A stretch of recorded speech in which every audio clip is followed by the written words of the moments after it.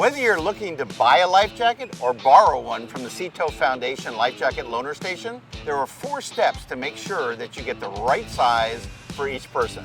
The first, check to make sure the life jacket is Coast Guard approved. The yellow Sea Tow life jackets are all approved, but it's always a good idea to check life jackets to get in the habit.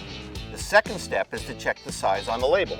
Life jackets are sized by weight and may also include chest size. Infant sizes go up to 30 pounds, child size range from 30 to 50, while youth sizes cover 50 to 90.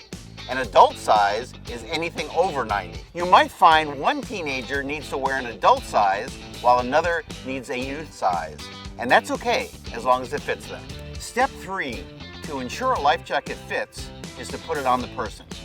Buckle and zip to make sure the straps are snug. Pull up on the shoulders of the life jacket. If it comes up to the person's ears or chin, it's too big. You can try adjusting the straps to make them tighter, or move them to the next size down and try that one instead.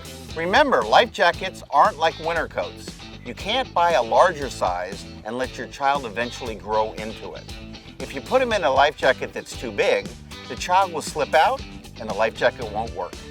Getting a proper fit is critical for safety. The last step in fitting a life jacket is to test the life jacket in water. If you're near a safe body of water like a pool or a calm lake, you can let the child wear the life jacket into the water to get used to how it feels and that it will help them float. A life jacket is never to be replaced by an adult supervising them in the water.